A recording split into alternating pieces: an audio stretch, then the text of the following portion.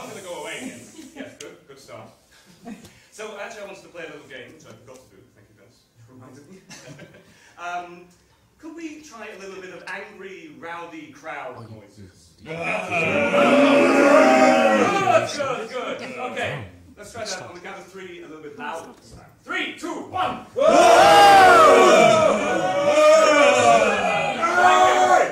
Get off! Off to the side! Okay, so we're going to lower the lights. I will come back on, and feel free to do that.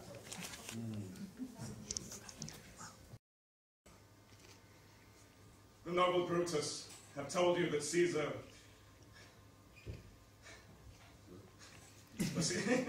I've told you he was ambitious. If it was so, it was a grievous fault, and grievously have Caesar answered for it. Here, under the leave of Brutus and the rest. For Brutus is an honorable man, and so they all honorable men, come I to speak at Caesar's funeral. He was my friend, faithful and just to me, but Brutus says he was ambitious, and Brutus is an honorable man.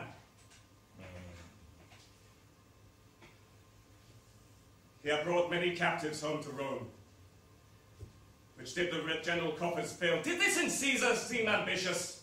When the poor have cried, Caesar hath wept. Ambition should be made of sterner stuff.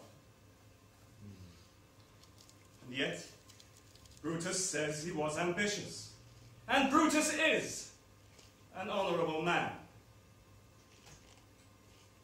You all did see that on the loop of cow, I did thrice present him with a kingly crown, which he did thrice refuse. Did this seem ambition? No. And yet, Brutus says he was ambitious. And Brutus is an honorable man. Is he? I speak not to disprove what Brutus spoke, but to speak of what I do know. You all did love him once, and not without cause. What cause now withholds you to mourn for him? Oh, judgment! Thou art fled to brutish beasts. Oh, men have lost their reason.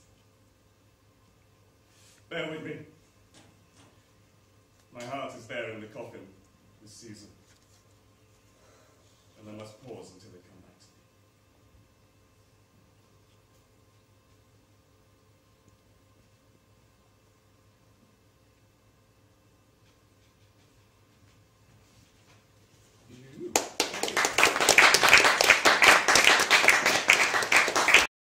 Battles of the American Civil War gave what was to become, has become, one of the most famous speeches in American history. Ladies and gentlemen, Abraham Lincoln.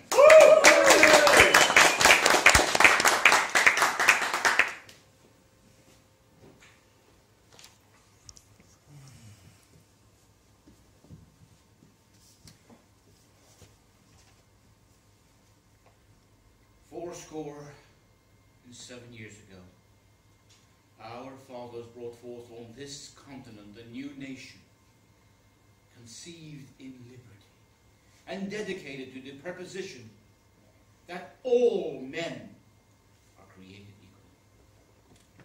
Now, we're engaged in a great civil war, testing whether that nation, or any nation so conceived and so dedicated, can long survive. And we are met in a great battlefield of war. We have come to dedicate a portion of that field as a final resting place for those who here gave their lives that that nation might live. It is altogether fitting and proper that we should do this.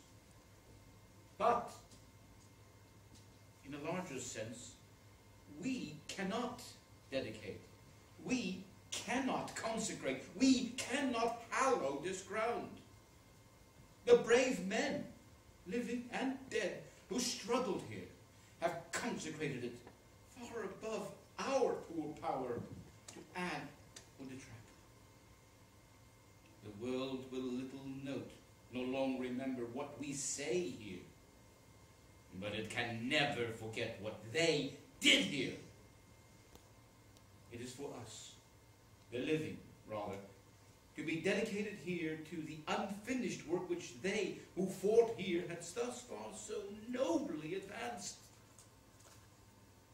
It is rather for us to be here dedicated to the great task remaining before us, that from these hollow dead we take increased devotion to that cause for which they gave the last full measure of devotion, that we here might resolve that these dead shall not have died in vain, that this nation, under God, shall have a new birth of freedom, and that government of the people, by the people, and for the people shall not perish from this earth.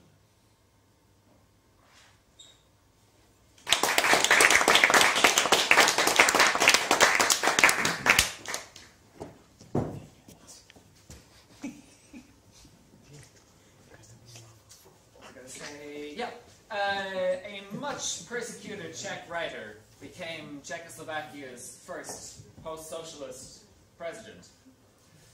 And his words, in 1990, I believe, reinvented for you here tonight, will make you wish we had more leaders like this. Václav Havel, ladies and gentlemen.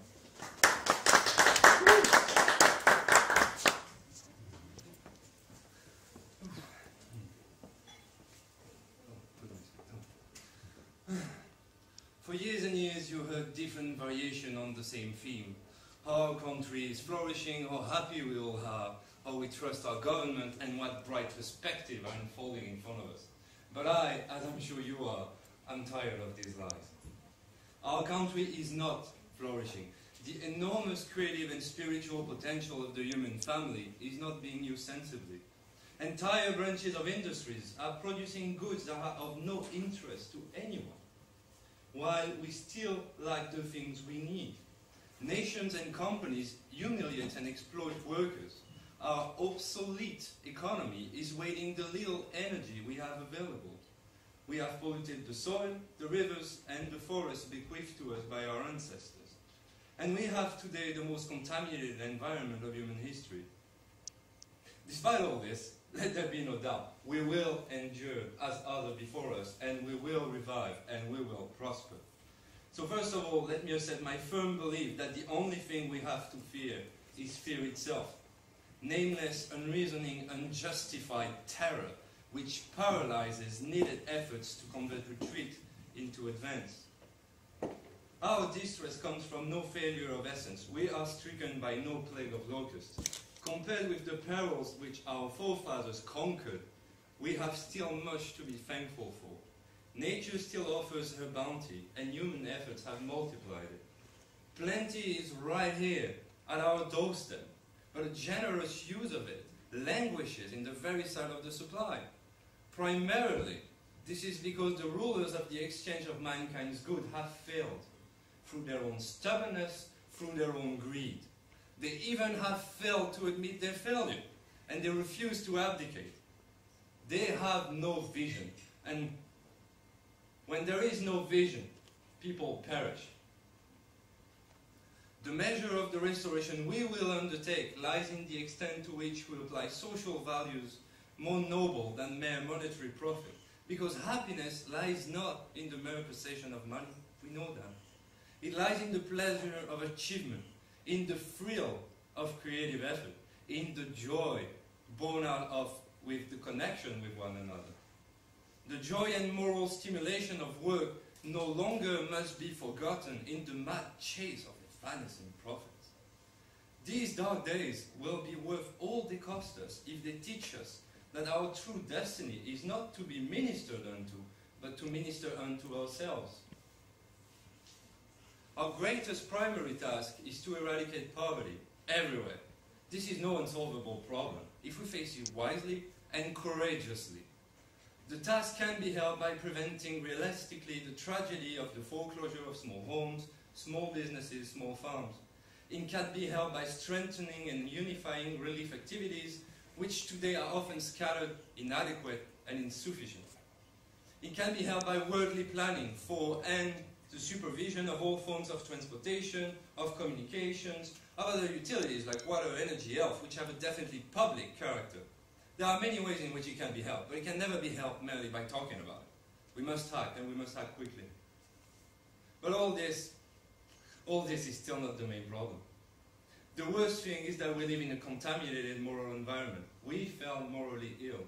We fell morally ill because we became used to say something different from what we thought, to say something different from what we felt. We learned not to believe in anything, to ignore one another, to care only about ourselves.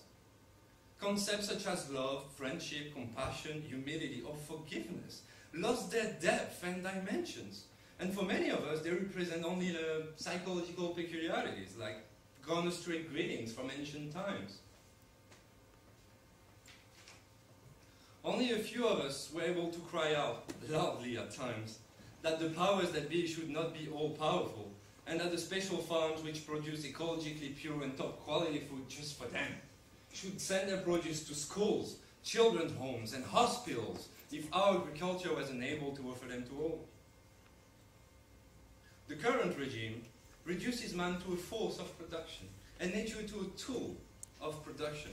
In this, it attacks both their very substance and their mutual relationship. It reduces gifted and autonomous people skillfully working to the nuts and bolts of some monstrously huge, noisy and stinking machine, whose real meaning is not clear to anyone. It can do no more than slowly but inexorably wear out itself and all its nuts and bolts, all of us. When I talk about the contaminated moral atmosphere, I am not talking just about politicians or wealthy elites or some privileged group or another. I'm talking about all of us. We have all become used to the current system, and we accept it as an unchangeable fact, thus perpetuating it. In other words, we are all, though naturally to different extents, we are all responsible for the operation of the actual machinery. None of us is just its victim. We are also its co-creators. Why do I say this? Well, it would be very unreasonable to understand the sad legacy of the last 40 or so years as something alien, something which some distant relative bequeathed to us. On the contrary, we have to accept this legacy as an act we are committing against ourselves. If we accept it as such, then we'll understand that it is up to us all and up to us alone to do something about it. We cannot blame the previous rulers for everything, not only because it would be untrue, but also because it would blunt the duty that each of us faces today. Then all the horrors that we inherited will cease to appear so terrible. If we realize this, hope will return to our hearts. For there is hope. For people are never just a product of the external world. They are also able to relate themselves to something superior, deeper, however systematically the external world tries to kill that ability in them. We had to pay for our present freedom, and doubtless we are paying now for our future freedom. Thousands upon thousands of human lives are destroyed. Hundreds of thousands of talented people are forced to leave the country. Those who defend the honor of our nations, those who rebel against totalitarian rule, and those who simply manage to remain themselves and think freely, are all oppressed to varying degrees. We should not forget any of those who pay, and any of those who pay right now for our present freedom, in one way or another. Because all human sufferings concerns and affects every other human being, whether we like it or not. But more than this, they must also not be forgotten, because it is these great sacrifices that form the tragic background of today's freedom. Self-love is not pride, just the contrary. Only a person or a nation that is self-loving, in the best sense of the word, is capable of listening to others, accepting them as equals, forgiving its enemies, and regretting its own guilt. Let us try to introduce this kind of self-love into the life of our communities and as nations, into our behavior on the international stage. Only thus can we restore our self-respect and our respect for others. It is now the time, if that is what we truly want, to radiate love, understanding, the power of ideas and the power of the spirit. It is precisely this glow that we can offer as our specific contribution to this world. So let us try, in a new time and in a new way, to create our new world. Our homegrown mafia, whether it be criminals or corrupt politicians, may still be around and at times may muddy the water. But they are no longer our main enemy. Even less so is our main enemy any kind of international mafia. Our main enemy today is our own bad traits, indifference to the common good, vanity, personal ambition, selfishness, rivalry, and greed. Too long we've been encouraged to indulge them. For too long we did. Now the main struggle is taking place within. My dear fellow beings, sisters, brothers, I could say I wish for a government of the people, by the people, but how many times have you heard that? Do you still believe in it? I know I don't. Because in the end, no one can help you. No one but yourself. And no one can help us. No one but ourselves. If we truly want the world to change, we must change ourselves. We must stop to overlook the daily violence we inflict, both on ourselves and on others. Violence through the exercise of power, violence through speech, violence through personal attacks, violence through judgments. We must come at peace with ourselves so we can be at peace with others. Only in that way will we be truly free of acting from love, of standing all united against injustice whenever it occurs. Only then will we be able to create the heaven our hearts so desire. There is no future. The moment is now. Be true, be real, be yourself fully, with me, with all of us, and free us from the bondage we are creating ourselves. Free yourself right now.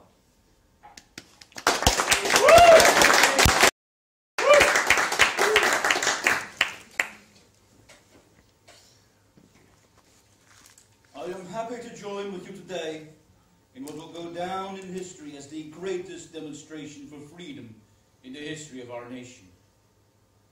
50 years ago, a great American whose symbolic statue we stand today signed the Emancipation Proclamation.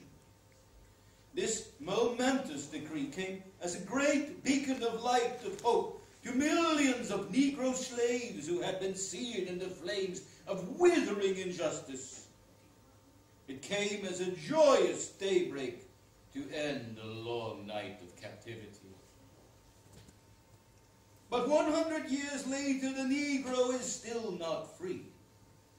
100 years later, the life of the Negro is still sadly crippled by the manacles of segregation and the chains of discrimination. 100 years later, the Negro lives on a lonely pond of poverty in the midst of a vast ocean of material prosperity. 100 years later, the Negro is still languished in the corners of American society and finds himself in exile in his own land. So we have come here today to dramatize a shameful condition. In a sense, we have come to our nation's capital to cash a check.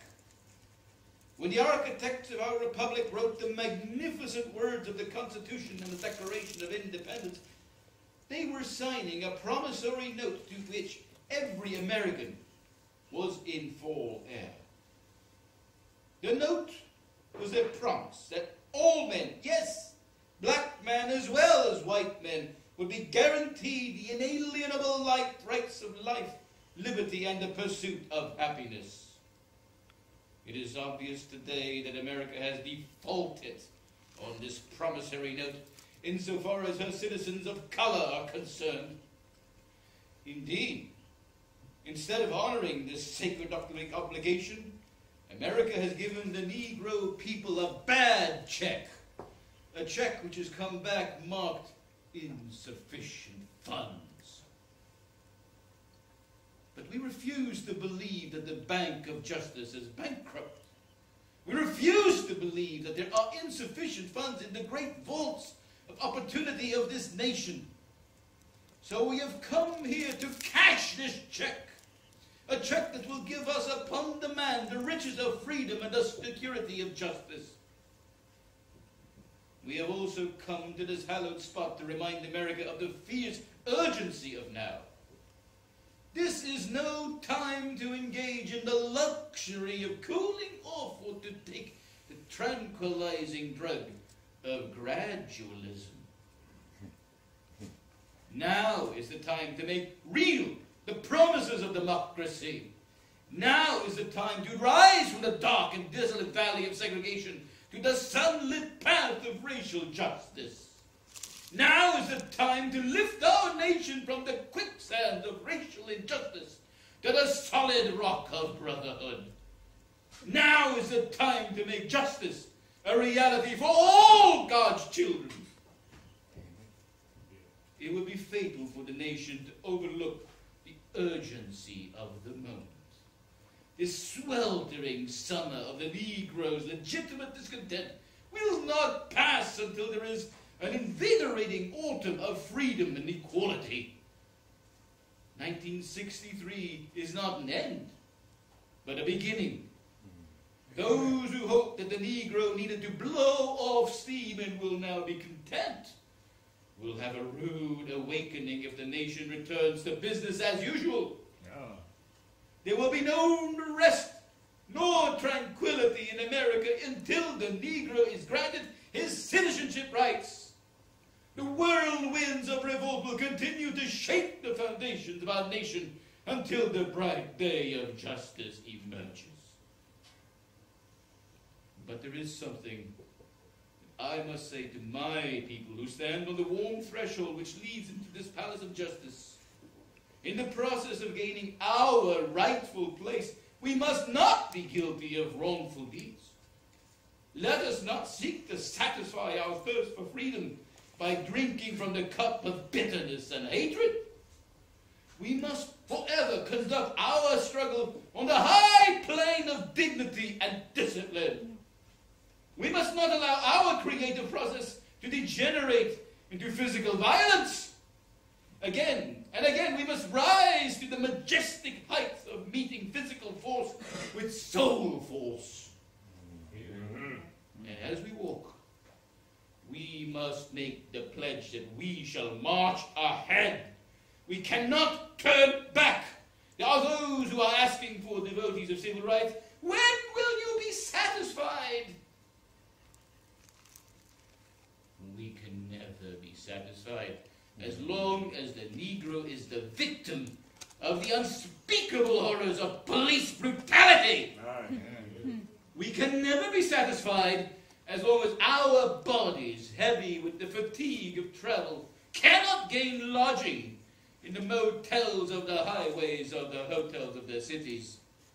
We cannot be satisfied as long as the Negro's basic mobility is from a smaller ghetto to a larger one.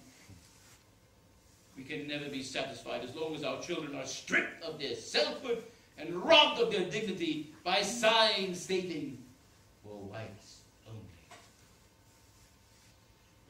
We cannot be satisfied as long as a Negro in Mississippi cannot vote and a Negro in New York believes he has nothing for which to vote. No, we are not satisfied. And we will not be satisfied until justice rolls down like waters and righteousness like a mighty stream. I say to you today, my friends, so even though we face the difficulties of today and tomorrow, I still have a dream. It is a dream deeply rooted in the American dream. I have a dream that one day this nation will rise up and live out the true meaning of its creed. We hold these truths to be self-evident, that all men are created equal. I have a dream that one day the red hills of Georgia, the sons of former slaves and the sons of former slaveholders, will be able to sit down together at the table of brotherhood. I have a dream that one day, even the state of Mississippi, a state sweltering with the heat of injustice, sweltering with the heat of oppression, will be transformed into an oasis of freedom and justice. I have a dream that my 4 little children will one day live in a nation where they will not be judged by the color of their skin, but by the content of their character. I have a dream today. I have a dream that one day down in Alabama, with its vicious racists, with its governor, even his lips dripping with the words of interposition and nullification, one day, right down in Alabama, little black boys and little black girls will be able to join hands with little white boys and white girls as sisters and brothers. I have a dream today. This is our hope. This is the faith that I will go back to the South with. With this faith, we will be able to hew out of the mountain of despair a stone of hope.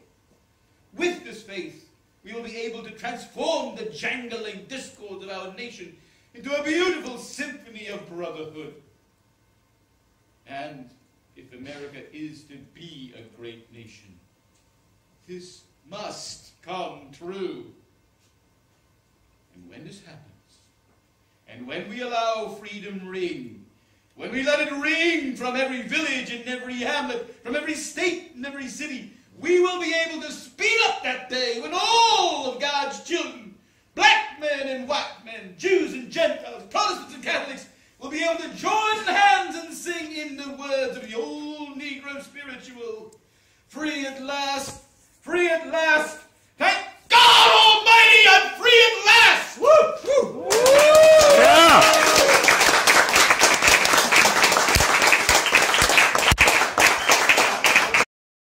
Next up, I haven't prepared an introduction, but luckily she has. So I'm going to introduce Alex Mackenzie.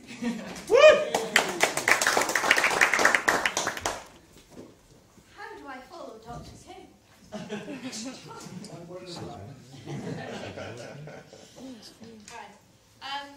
The speech I'm going to do is by a lady called Helen Keller, and I thought an introduction would be useful for many people who don't know who she is. She was born in 1880, died in 1968, and she was an American author, political activist, and lecturer. She was born able to see and hear, but at the age of 19 months, she contracted an illness and lost those abilities. The story of how Keller's teacher, Anne Sullivan, broke through the isolation caused by this and involved a method of communication for deaf and blind people using touch is widely known now through books, plays, and film.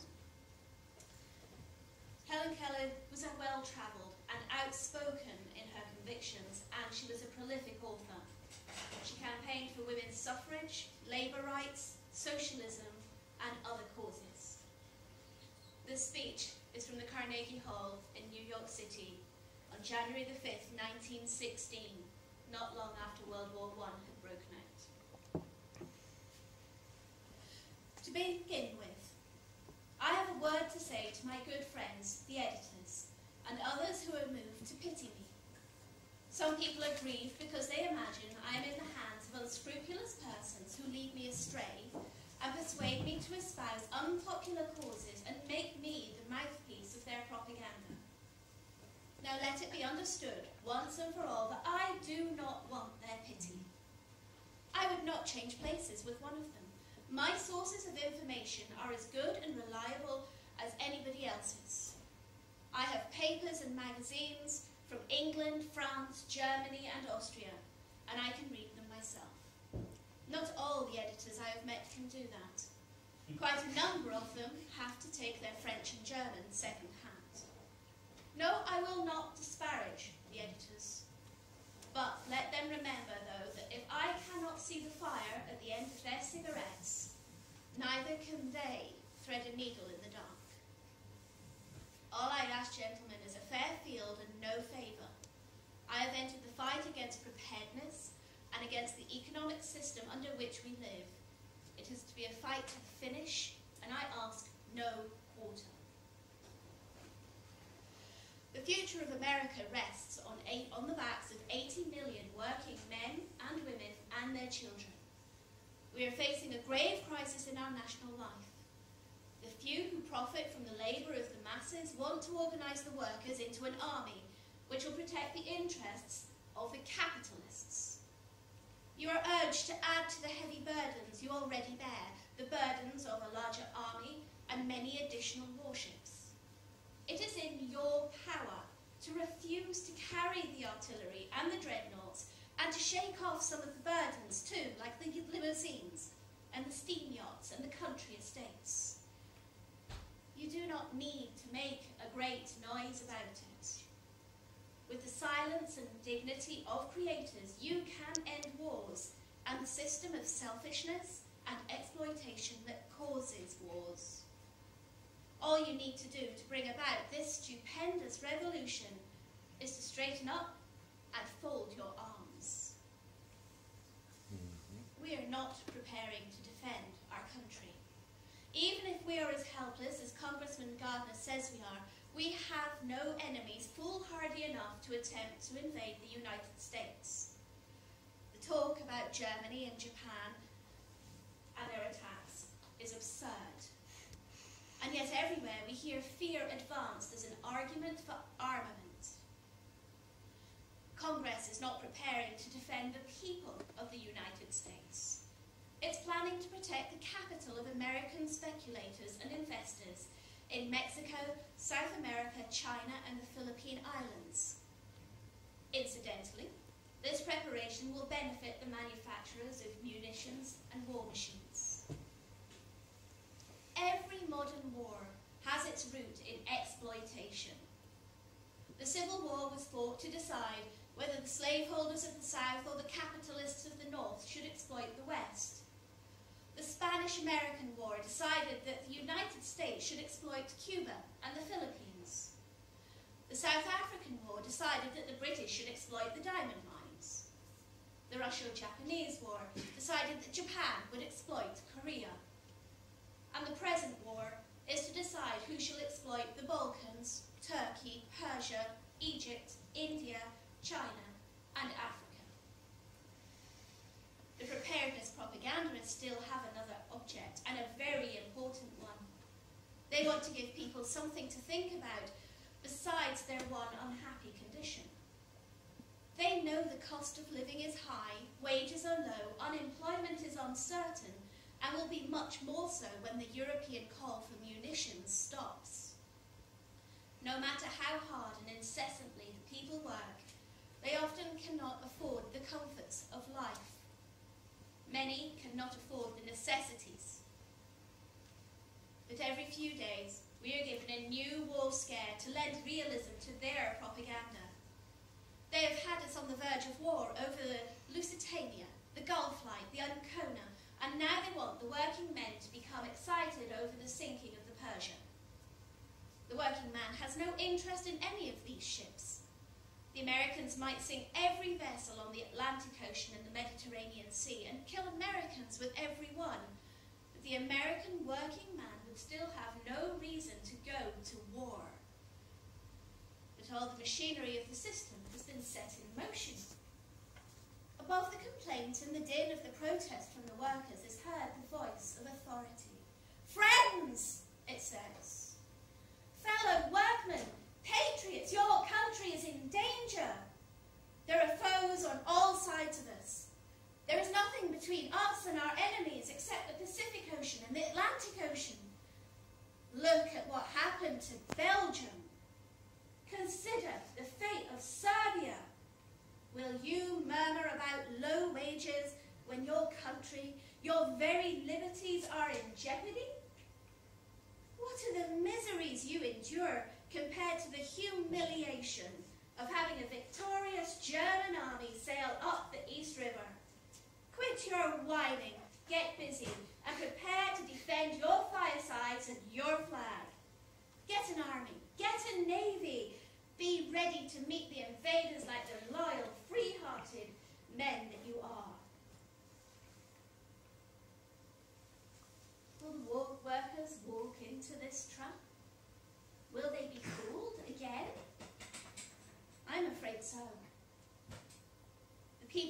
always been amenable to oratory of this sort. The workers know that they have no enemies except their masters. They know that their citizenship papers are no warrant for the safety of themselves or their wives and children. They know that honest sweat, persistent toil, and years of struggle bring them nothing worth holding on to, nothing worth fighting for. And yet deep down in their foolish hearts they believe they have a country, or the blind vanity of slaves. The clever ones, up in the high places, know how childish and silly the workers are. They know that if the government dresses them up in khaki, gives them a rifle and starts them off with a brass band and waving banners, they will go forth to fight valiantly for their own enemies. They are taught that brave men die for their country's honour. This terrible sacrifice would be comprehensible if the thing that you died for and call country fed, clothed, housed and warmed you, educated and cherished your children. The workers have no liberties of their own. They are not free when they are compelled to work 12 or 10 or 8 hours a day. They are not free when they are ill paid for their exhausting toil. They are not free when their children must labour in mines and mills and factories or starve, and their women may be driven by poverty into lives of shame. They are not free when they are clubbed and imprisoned because they go on strike for a rise of wages and for the elemental justice that is their right as human beings. We are not free unless the men who frame and execute the laws represent and no other interest. The ballot does not make a free man out of a wage slave. As civilization has grown more complex, the workers have become more and more enslaved until today they are little more than parts of the machine that they operate. The kind of preparedness that the workers want is reorganisation and reconstruction of their whole life, such as never been attempted by statesmen or governments. The Germans found out years ago that they could not raise good soldiers in the slums, so they abolished the slums. They saw to it that all the people had at least a few of the essentials of civilization: decent lodgings, clean streets, wholesome, if scanty, food, proper medical care and proper safeguards for the workers in their occupations. That is only a small part of what should be done. It is your duty to assist in more radical measures. It is your business to see that no child is employed in an industrial establishment or mine or store, or that no worker is needlessly exposed to accident or disease. It is your business to make them give you a clean city, free from smoke, dirt and congestion. It is your business to make them pay you a living wage. It is your business to see that this kind of preparedness is carried into every department in the nation until everybody has a chance to be well-born, well-nourished, rightly educated, intelligent, and serviceable to the country at all times. It is your business to force these reforms on the administration. Let there be no more talk about what a government can or cannot do. So I call upon you to strike against all ordinances and laws and institutions that continue the slaughter of peace and the butcheries of war. Strike against war, for without you, no battles can be fought. Strike against manufacturing, shrapnel and gas bombs and all other tools of murder. Strike against preparedness that mean death and misery to millions of human beings. Be not dumb, obedient slaves in the army of destruction. Be heroes in an army of construction. Thank you.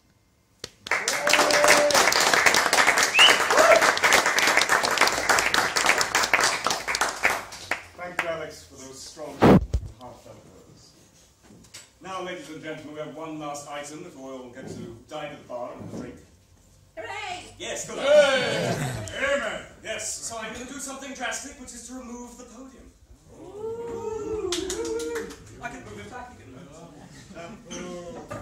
So, now we are going to entertain you with a little bit of theatre. It is a work in progress. We will be reading from scripts, but we hope you'll find it very entertaining.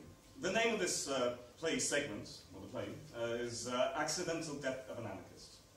It's a play written by Dario Fo, based on a true story in Italy of I believe a union worker who was thrown out of a window, a very, very high window, to his death by the Italian fascist police.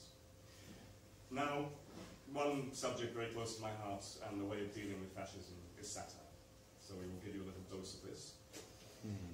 But I see there's somebody coming on the stage. Maybe I should make a move. Because, oh my word, it's Inspector Botozzo. Excuse me one minute.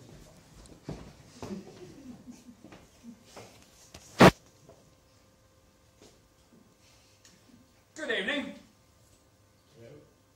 I'm Inspector Francesco Giovanni Battista Giancarlo Botozzo of the Security Police. This is my office on the first floor of our notorious headquarters here in Milan. Notorious following a sordid little incident a few weeks ago when an anarchist, under interrogation in a similar room a few floors above, fell through the window. Although my colleagues claimed quite reasonably that the incident was accidental, was suicide, rather, the official verdict of the inquiry is that the death of the anarchist was accidental. Bit ambiguous, you see. So there's been public outrage, accusations, demonstrations, and so on, flying around this building for weeks. Not the best atmosphere in which a decent 9-to-5 plainclothes policeman, such as myself, can do an honest, inconspicuous day's work. I get all types in here. Tea leaves, junkies, pimps, arsonists. This is a sort of a clearinghouse. Next!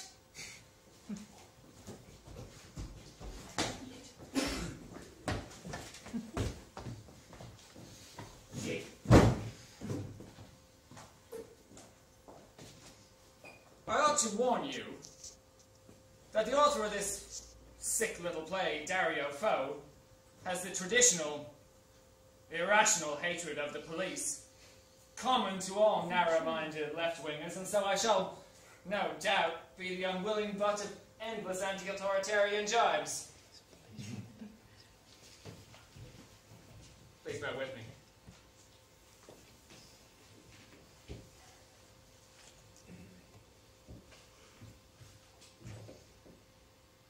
This isn't the first time you've been arrested for impersonation, is it?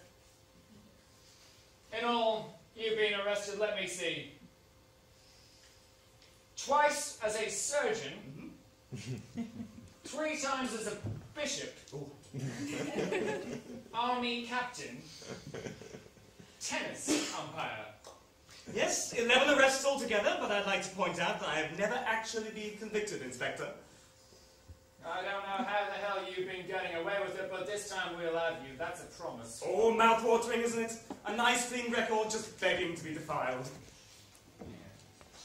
The charges state that you falsely assumed the identity of a professor of psychiatry and former don of the University of Padua. That's fraud.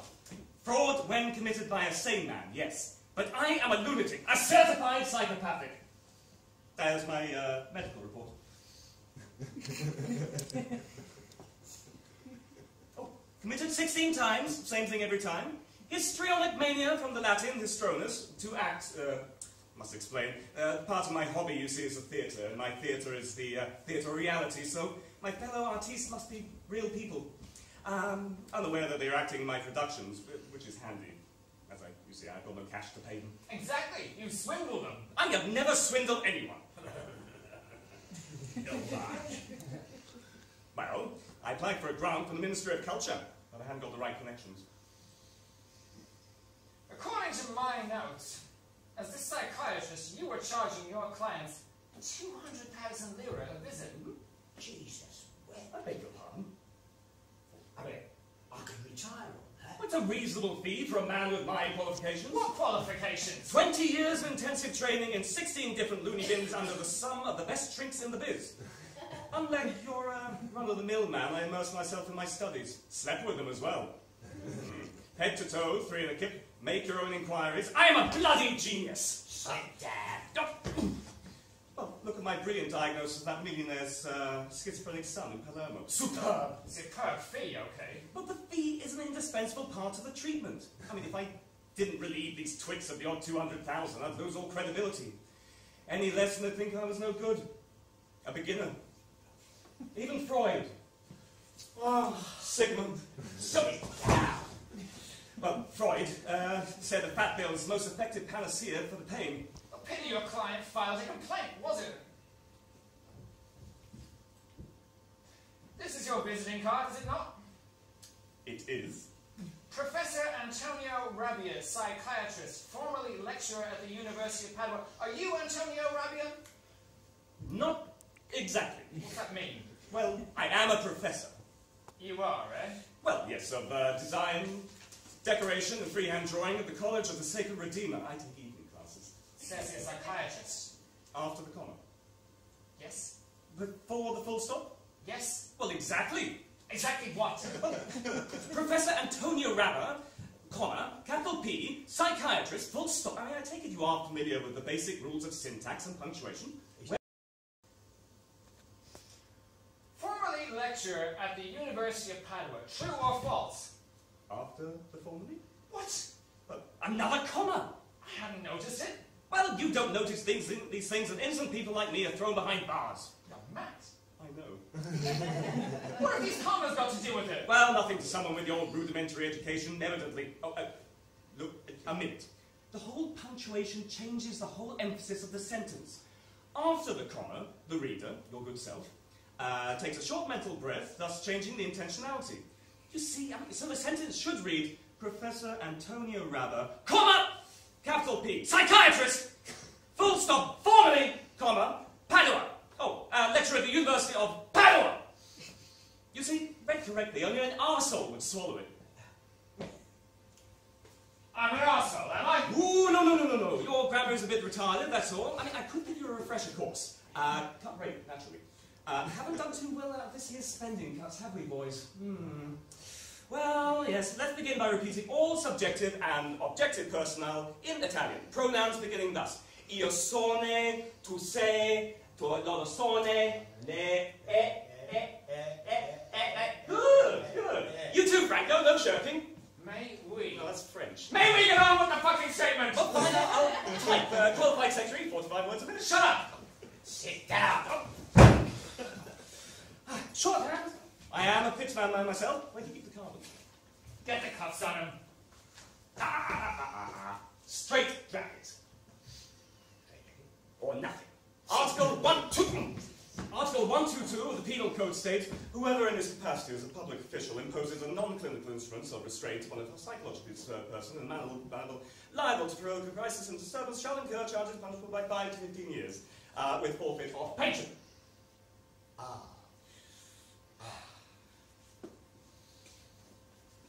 Law student as well now, eh? What? Student? Study court procedure in the loony bin, no doubt. A paranoid register gave me lecturers 3 mornings a week. Roman law, modern law, ecclesiastical law. Oh, test me. Don't be fooled, Constable. This raid is a conscious effort to confuse us and avoid prosecution. Oh, no, it's not. Sit down! So, bit of a lawyer too, eh? Is this a clue to further undetected transgressions? Nothing in your curriculum vitae about a lawyer, not even a barrister in here. Oh, who wants to be a barrister? I don't want to be passive, I don't want to defend. I'm like you, Inspector. I like to accuse, convict, judge, and pass sentence. Never actually impersonated the judge, have you? Just for the record. No, unfortunately not. The opportunity hasn't arisen so far. Sure. Yes, but oh, I'd love to do a judge. Oh, you see, the thing about judges is that they never retire.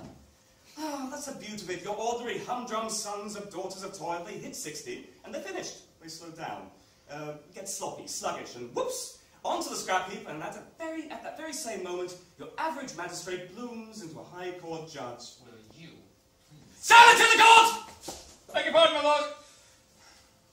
You see what I mean? Take your lathe operator. Touch of the shakes, a couple of minor incidents, out to grass. Coal miner. Bit of silicosis and he's fucked at 50. Housewife. Now there's the job. She never retires either, but the older she grows, the more she does, the less she gets, and she ends up with nothing. But the frailer and feebler judges get, the more they are elevated to superior and powerful positions.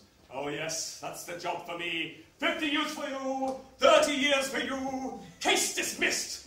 Council can come and corrupt me in my chambers.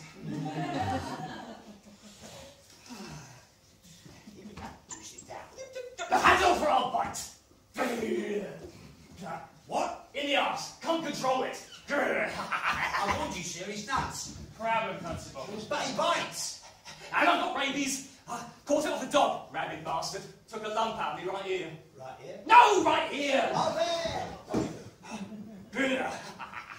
He's bonkers, I tell you. Nonsense. He's bananas. Go for him. Okay.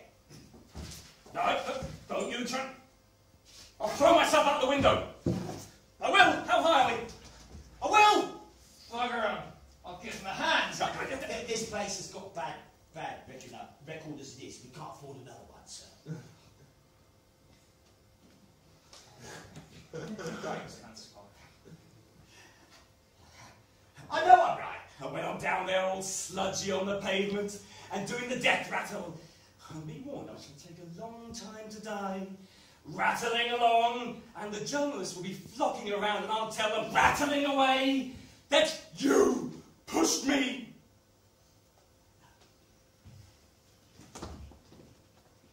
Please stop it. Calm down. We shan't harm you. You, won't rough me up? I promise. Remember the codicil to Article 122, provocation and violence towards those of unsound mind. Yeah, six, 9 9 years. Yes. And loss of rank. You remembered. Please. Oh, when you put it like that, it tries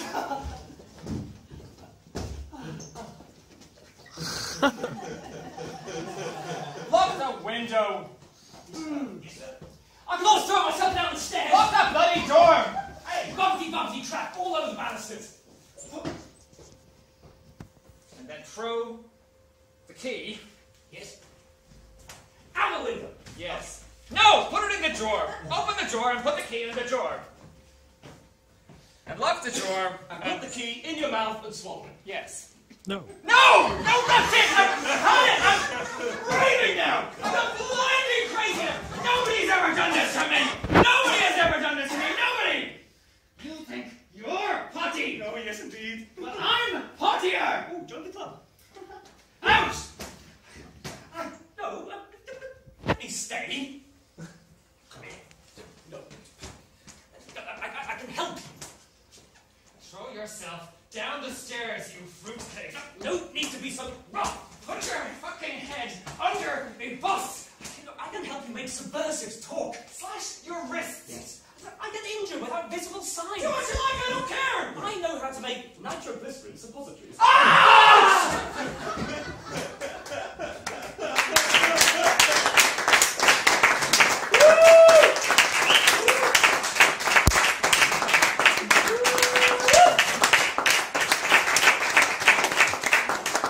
Thank you, ladies and gentlemen. The bar is there. You're going to need it right now after all that. Me too.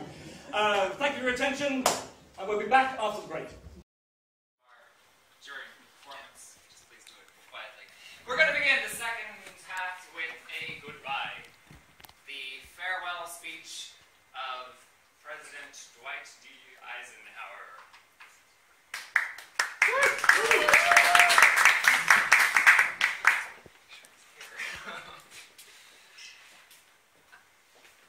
You need a podium. It's going to be nice.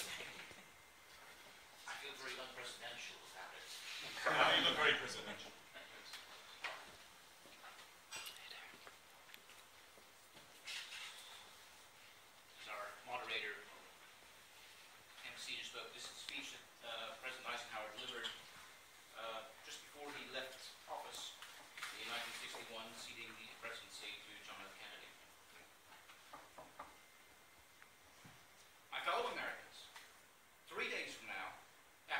century in the service of our country, I shall lay down the responsibility of office as, in tradition and sober ceremony, the authority of the presidency is vested in my successor. This evening, I come to you with a message of leave-taking and farewell, and to share a few final thoughts with you, my country. We now stand 10 years past the midpoint of a century that has witnessed 4 major wars among great nations. 3 of these involve their own country. And despite these holocausts, America is today the strongest, the most influential, and most productive nation in the world. Understandably proud of this preeminence, we yet realize that America's leadership and prestige depend not merely upon our unmatched material progress, riches, and military strength, but on how we use our power in the interest of world peace and human betterment. Throughout America's adventure in free government, our basic purposes have been to keep the peace, to foster progress in human achievement, and to enhance liberty, dignity, and integrity among people and among nations. To strive for less would be unworthy of a free and religious people. Any failure traceable to arrogance, or our lack of comprehension, or readiness to sacrifice would inflict upon us grievous hurt both at home and abroad. Progress towards these noble goals is persistently threatened by the conflict now engulfing the world. We face a hostile ideology, global in scope, atheistic in character, ruthless in purpose, and insidious in method. Unhappily, the danger it promises to be of indefinite duration. To meet it successfully, there is called for not so much emotional and transitory sacrifices of crisis, but rather those which enable us to carry forward steadily, surely, and without complaint the burdens of a prolonged and complex struggle with liberty to stake. Crises there will continue to be, and in meeting them, whether foreign or domestic, great or small, there is a recurring temptation to feel that some spectacular and costly action can become the miraculous solution to all current difficulties. A huge increase in newer elements of our defense, development of unrealistic programs to cure every ill in agriculture, a dramatic expansion in basic and applied research. These and many other possibilities, each possibly promising in itself, may be suggested as the only way to the road we wish to travel. But each proposal must be weighed in the light of a broader consideration. The need to maintain balance in and among national programs. Good judgment seeks balance and progress, and a lack of it eventually finds imbalance and frustration.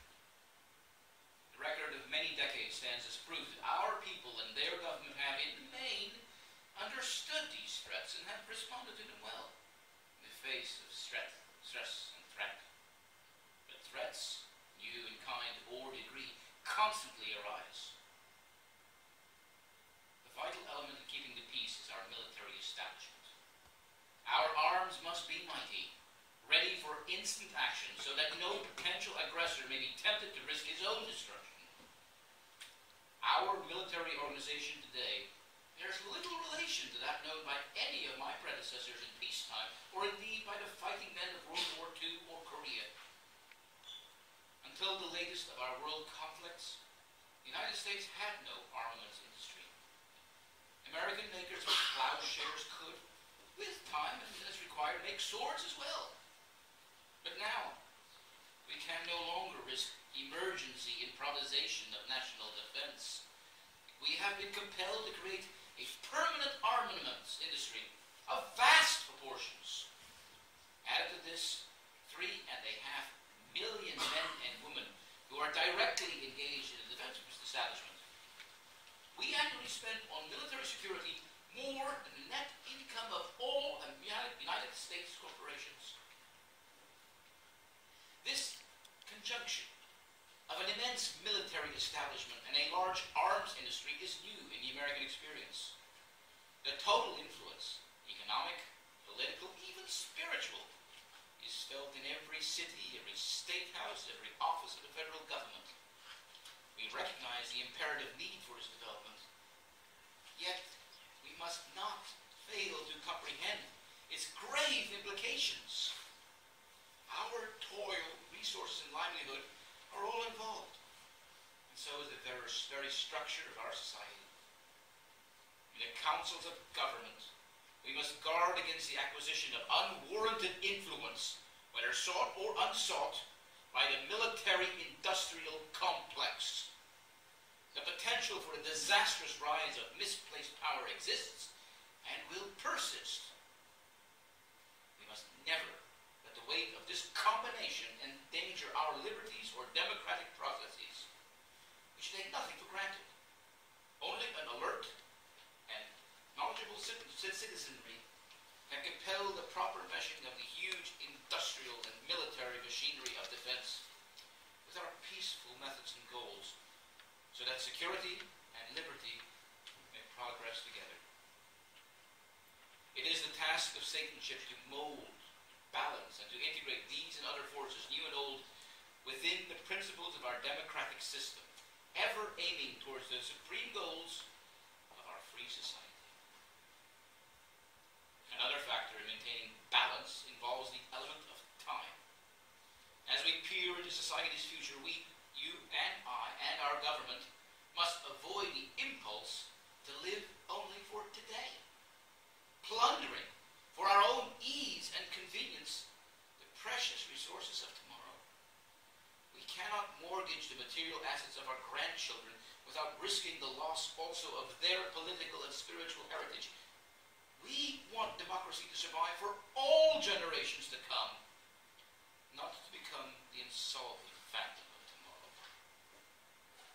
Now the long lane of history yet to be written, America knows that this world of ours, ever growing smaller, must avoid becoming a community of dreaded fear and hate.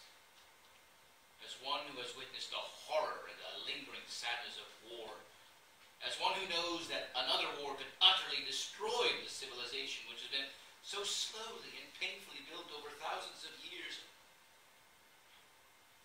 I wish I could say today that a lasting peace is in sight. Happily, I can say that war has been avoided. Steady progress towards our ultimate goal has been made, but so much remains to be done. As a private citizen, I shall never cease to do what little I can to help the world advance along that road. And so, when it is my last good night to you as your president, I thank you for the many opportunities you've given me for public service in war and peace. I trust that in that service, you find some things worthy. As for the rest of it, I know you will find ways to improve performance in the future. You and I, my fellow citizens, need to be strong in our faith that all nations under God will reach the goal of peace with justice. May we be ever unswerving in devotion to principle, confident but humble with power, diligent in pursuit of this nation's great goals. Good night.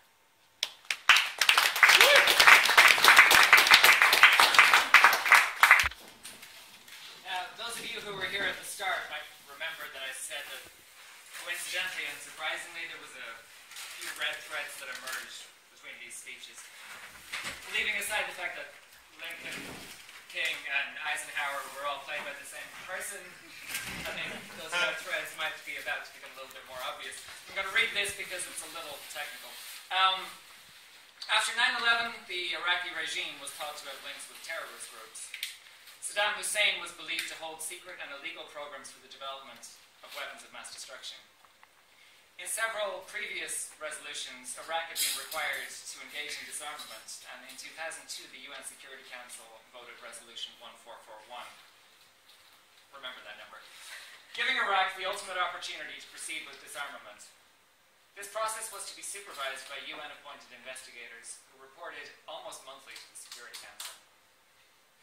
However, the investigation process was deemed too time-consuming and vain by some governments.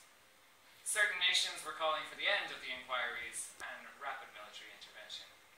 And here's a point of view on the situation given in February 2003, a month before the invasion of Iraq. Ladies and gentlemen, French Prime Minister Dominique de Villepin.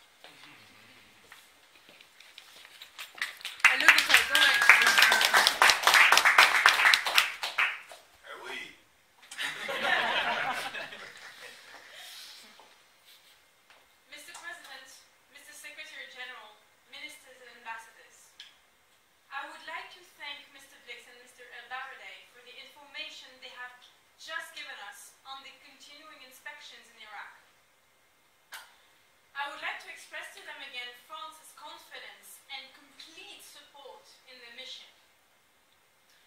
You know the value that France has placed on the unity of the Security Council from the outset of the Iraq crisis. This unity rests on two fundamental elements this time.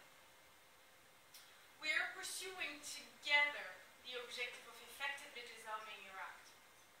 We have an obligation to achieve results. Let us not cast doubt on our common commitment to this goal. We shoulder collectively this onerous responsibility, which must leave no room for ulterior motives or assumptions.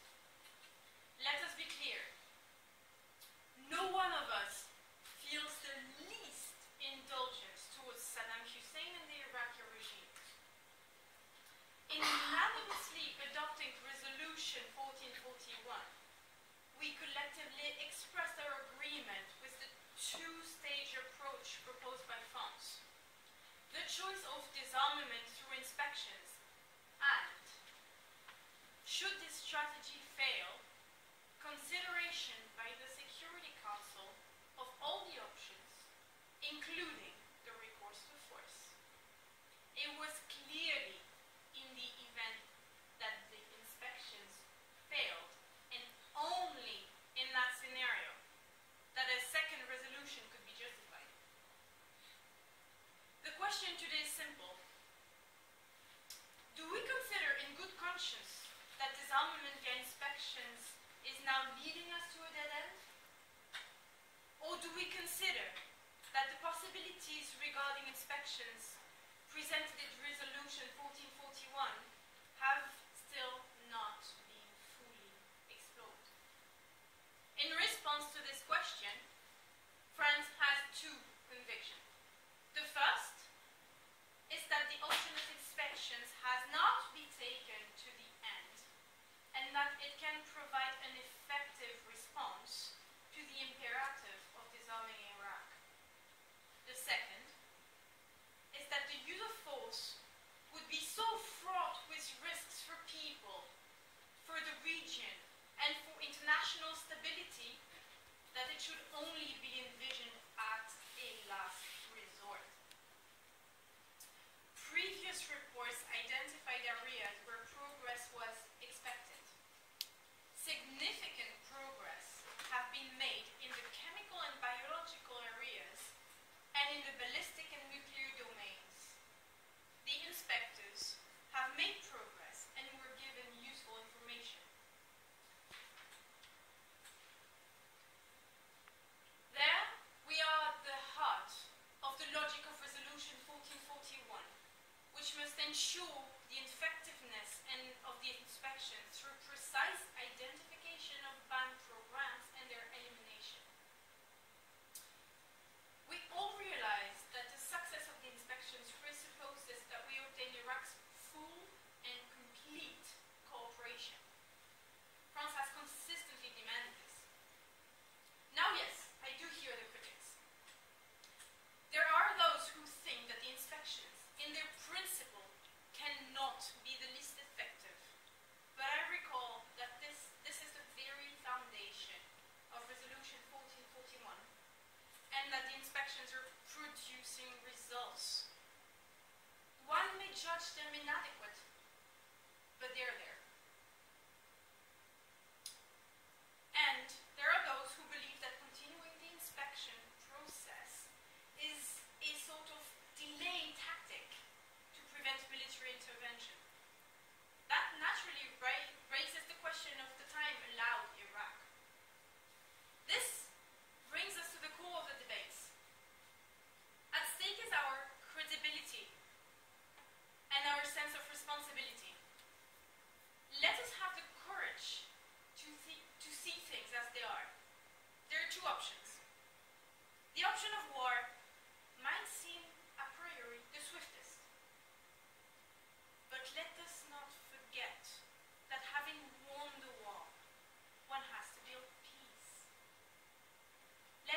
delude ourselves. This will be long and difficult because it will be necessary to preserve Iraq's unity and restore stability in a lasting way in a country and region harshly affected by the intrusion of force. Faced with such perspectives, there is an alternative in the inspections which allow us to move forward day by day with the effective and peaceful disarmament of Iraq. In the end, is that choice not the most sure and the most rapid? No one can assert today that the path of war will be shorter than that of the inspections. No one can claim either that it may lead to a safer, more just and more stable world. For war is always the sanction of failure. Would this be our sole recourse in the face of the many challenges at this time? There is an alternative to war, disarming Iraq via inspections. Furthermore, premature recourse to the military option would be fraught with risks. Firstly, the authority for action is based today on the unity of the international community. Premature military intervention would bring this unity into question, and that would detract from its legitimacy and, in the long run, its effectiveness. Second, such intervention could have incalculable consequences for the stability of the scarred and fragile region. It would compound the sense of injustice, increase tensions, and risk paving the way to other conflicts. And thirdly, we all share the same priority, that of fighting terrorism mercilessly.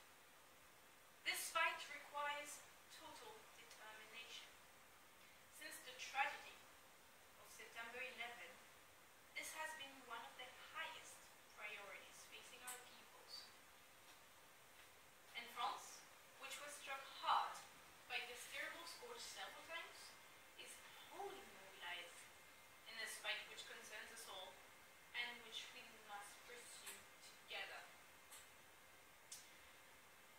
Given the present state of our research and intelligence, in liaison with our allies, nothing allows us to establish links between Al-Qaeda and the regime in Baghdad. On the other hand, we must assess the impact that disputed military action would have on this plan. Would not such intervention be liable to exacerbate the divisions between societies, cultures, and peoples, divisions that nurture terrorism? In the eventuality of force, it is indeed the unity of the international community that would guarantee its effectiveness. Similarly, it is the United Nations that will be tomorrow at the center of the peace to be built, whatever happens. Mr. President, to those who are wondering in anguish when and how we are going to see to war, I would like to tell them that nothing at any time in this Security Council will be done in haste, misunderstanding, suspicion, or fear. In this temple of the United Nations, we are the guardians of an ideal, the guardians of a conscience. The onerous responsibility and immense honor we have must lead us to give priority to disarmament in peace. This message comes to you today from an old country, France, from an old continent like mine, Europe, that has known wars, occupation, and barbarity. A country that does not forget and knows everything it owes to the freedom fighters who came from America and elsewhere. And yet has never ceased to stand up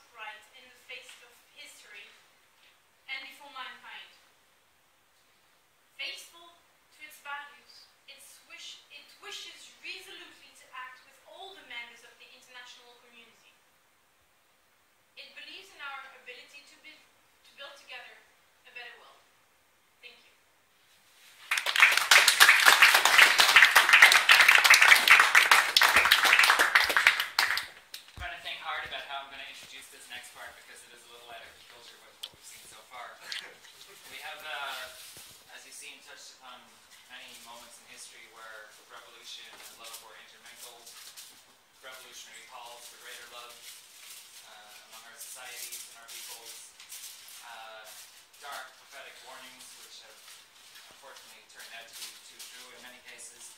But this next part is really just love. You saw him earlier in the guise of Václav Havel, the Czechoslovakia's first post-socialist president. Václav Havel was many things, including a playwright, a poet, a bit of a rock star, a politician. He was not a sitar player, ladies and gentlemen.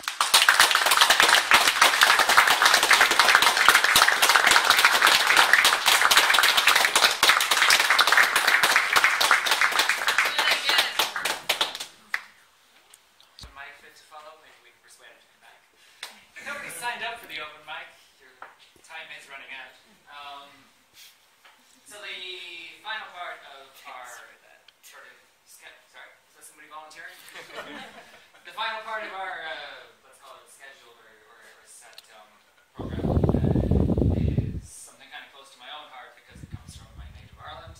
And it's nice to have your country talked about in terms of love rather than in terms of terrorism or regressive abortion laws or whatever else.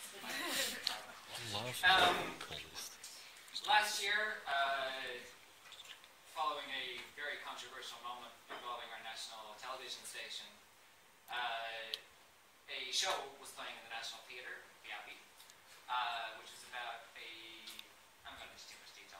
How do I condense this? Okay. Play about poverty, play about everything going wrong, play about oppression. At the end of the show, the curtain falls and onto the stage walks Panty, who is also known as Rory O'Neill, who's a notable drag queen. And she proceeded to give a speech which was a watershed moment in the referendum, in the run-up to the referendum on same-sex marriage, which very recently passed. Yoo-hoo! So, ladies and gentlemen, please welcome to the stage, Panty.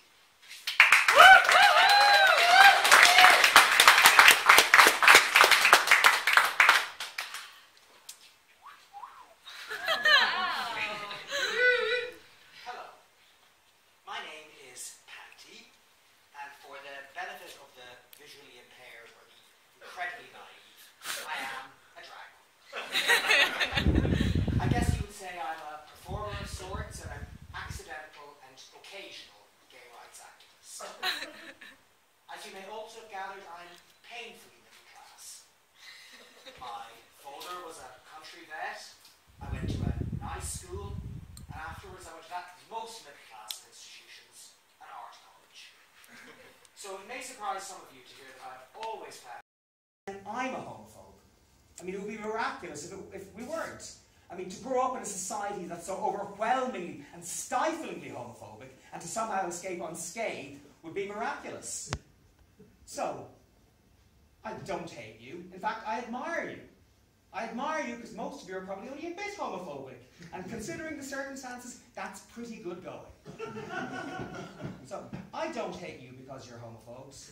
But I do, it is true, sometimes hate myself. And sometimes I hate you for doing that to me. But, not right now. Right now, I like you all very much. For giving me a few moments of your time, and for that, I thank you.